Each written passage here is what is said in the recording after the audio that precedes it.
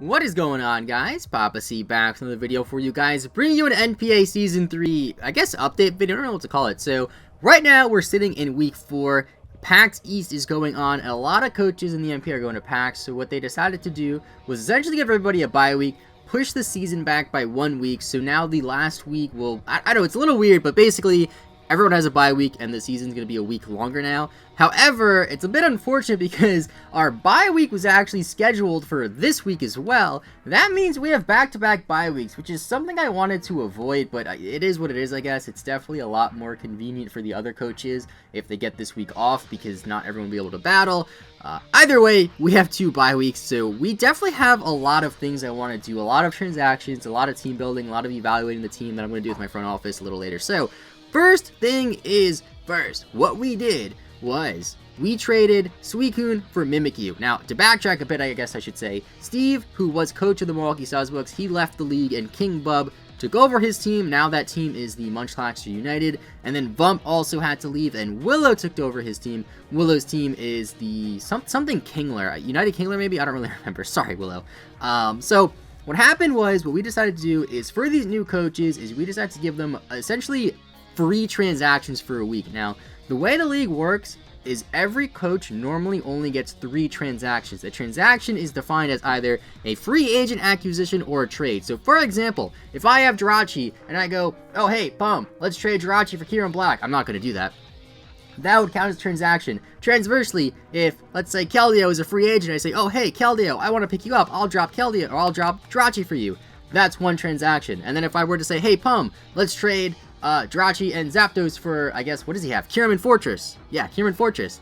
And if he says yes, and we trade 2 Pokemon for 2 Pokemon, that counts as 2 transactions, just to explain things a little bit. And of course, you have to keep in line with the point values and the tiers, yada yada. So, what we did for them, since they had teams that they didn't exactly draft, teams that they probably didn't really want because everyone has different playstyles and stuff, we gave them bonus transactions. So, when I traded Suicune to Bub for Mimikyu, it did not count as a transaction. Now, to go forward, originally, Mimikyu was supposed to be part of another trade to get me a Pokemon that I really wanted. Unfortunately, that trade didn't work out. The coach backed out, which is a bit unfortunate. However, I do have a lot of options for Mimikyu, a lot of things I want to do.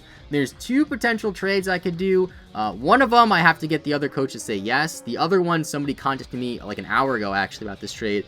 And it definitely gives me something that I want, because last night I was talking to my front office and I said, you know what, if I get something fast with like over base 120 attack or special attack, that would be great. And then this morning I wake up and somebody offers me a fast Pokemon with over base 120 attack or special attack for the trade. So that could work out, because that's one thing I feel like the team is lacking, is just something to just come in and say like, no, like just send this Pokemon out, and it's like, well, and my opponent's like, well, what do I send out to die? And I do have Kyurem, which you guys could do that. Kyurem is quite the threat, regular Kyurem. But there's definitely other things I want to do. Definitely want to focus on hazard control, because Hitmonlee, although it gets Rapid Spin, Hitmonlee is not the best Rapid Spinner. It's just a Pokemon that happens to get Rapid Spinner. It would be great if I get a Pokemon like Excadrill or Forretress or Donphan or Blastoise that can get Rapid Spin, a very reliable Rapid Spinner that I've used in the past in other leagues. We'll see about that. There's not very many free agent Rapid Spinners. Now, again, I want to touch something. I know I do have a decent amount of Pokemon with Defog. Defog is not the same as Rapid Spin. I want Rapid Spin because I have Pokemon with Spikes, I have Pokemon with Sticky Webs, I have quite a few Pokemon that get Stealth Rocks. I don't want to get rid of my own hazards. The way I built this team, and unfortunately we got sniped, so it didn't really come out to full fruition, but that's expected in a 24-coach league, is this league, or this team, was designed to have hazard control and a lot of speed.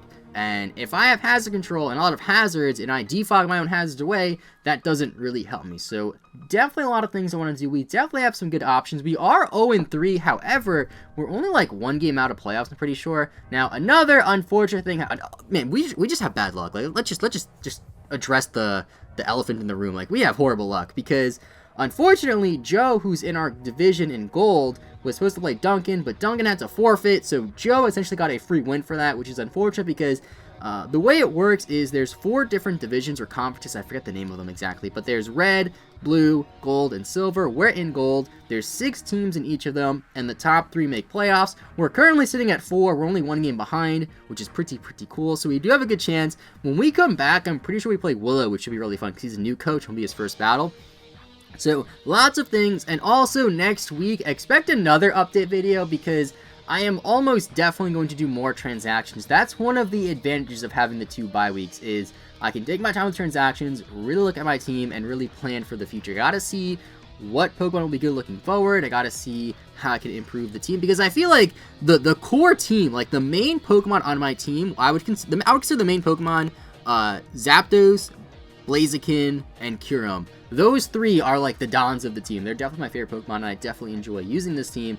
And I gotta figure out better ways to complement those, and I feel like better ways to complement those 3 Pokemon would be better hazard control and just another Pokemon that can just come in and say no. Like that's my way of saying another hard hitter, I should say, another wall breaker, so to say.